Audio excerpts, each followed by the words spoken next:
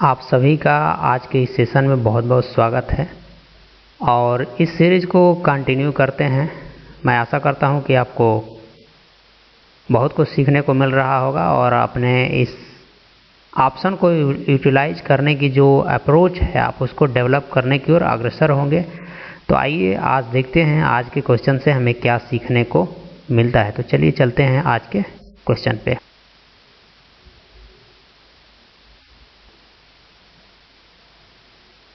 ये दिया हुआ है क्वेश्चन आपके सामने, एक दिया हुआ समीकरण है जो कि mod X square plus mod X minus 6 is equal to 20।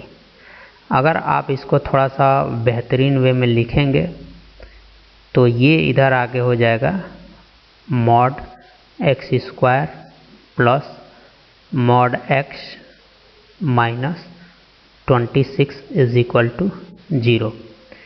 एक बात ज़रा ध्यान दीजिए, यहाँ पे -26 होने के कारण इसके मूल तो वास्तविक आएंगे ही आएंगे और ऑप्शन में भी आप देखते हैं तो ये बात तो कह रहा है कि कुछ न कुछ मूल वास्तविक तो है, तो इमेजिनरी तो आने वाले नहीं है। अब यदि वास्तविक है तो यहाँ पे बहुत सारी चीज़ दिया है, एक और केवल एक वास्तविक संख्या, ये बात इसने कह रखी है। दूसरी बात ये कह रहा है कि वास्तविक और योग एक, ये बात कहा है। वास्तविक और योग 0, वास्तविक और गुणन 0। तो इन ऑप्शनों में से कोई एक सही होगा तो थोड़ा सा हमको इस पे वर्क करने की ज़रूरत है। मान लीजिए आप कुछ समय के लिए ये मॉड भूल जाइए और जनरल जो इक्वेशन आप द्विघात समीकरण का लिखेंगे मॉड को भूल जाएंगे, तो ये कुछ इस तरह से आपको दिखेगा। अब इस इक्वेशन को आप सॉल्व करने जाएंगे तो गुणनखंड मेथड आप प्रयोग करेंगे, लेकिन यहाँ पे काफ़ी दिक्कत आने वाली है। तो यहाँ पे हम श्रीधराचार्य का प्रयोग करेंगे। होता क्या है, श्रीधराचार्य का फार्मूला मैं एक बार लिख देता हूँ, -b plus minus under root b square minus 4ac divided by 2a। अब जब आप इस इक्वेशन में वैल्यू पुट करेंगे, b का यहाँ पे मान 1 है तो -1 आएगा और यहाँ पे प्लस माइनस अंडर रूट इसका स्क्वायर करेंगे तो 1 मिलेगा और यहाँ पे देखिए ये माइनस है तो जब आप यहाँ आएंगे तो ये क्या हो जाएगा, प्लस आ जाएगा। a का मान तो 1 है और ये c का मान 26 है, यानी कि 4 × 26। यहाँ पे आपको सावधान रहना है और यहाँ पे देखिए a की वैल्यू तो 1 है 2। अब क्या होगा कि आप में से बहुत सारे लोग ऐसे होंगे कि आप इसको सॉल्व करने चले जाएंगे। अब सॉल्व तो हमें तब करना है ना कि जब ये हमसे मूल पूछ रहा होता है, लेकिन यहाँ मूल नहीं पूछ रहा है और यहीं से हमको निकालना है। एक बात तो तय है कि कोई ना कोई एक वास्तविक संख्या आने वाली है। अब चलते हैं, बढ़ते हैं इधर। देखिए अब चूंकि यहाँ पे लगा हुआ है मॉड, और जब मॉड होता है तो मैंने पीछे के सेशन में ये बता रखा है कि अगर इस वैल्यू को मान लीजिए कि यदि 2 सेटिस्फाई कर रहा है तो -2 भी सेटिस्फाई करेगा।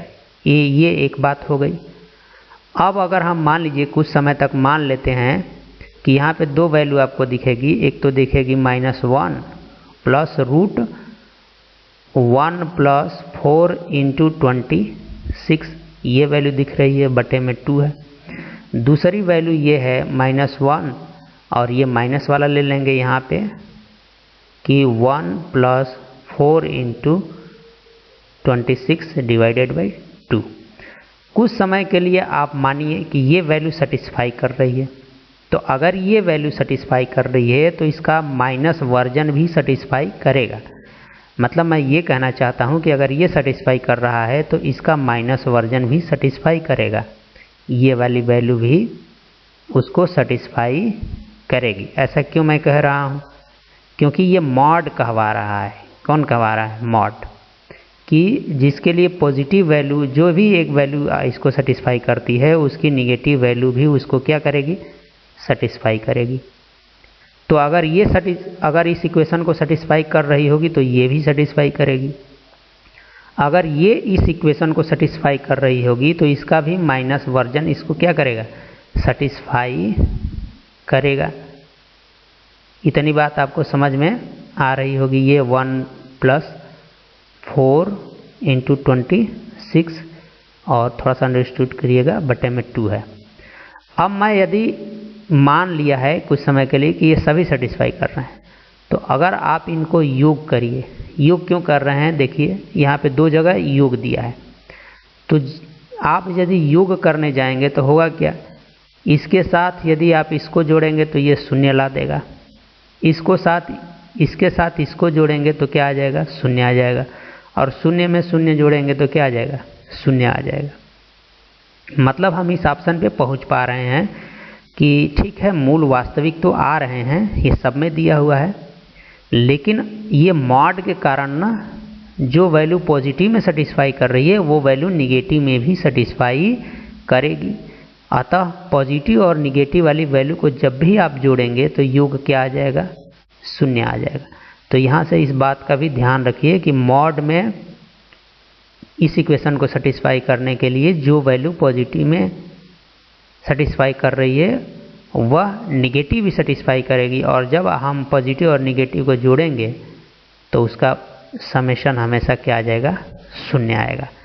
तो मैं आशा करता हूँ कि ये बात समझ में आई होगी, और मिलते हैं अगले सेशन में। तब तक के लिए आप सभी को बहुत बहुत धन्यवाद।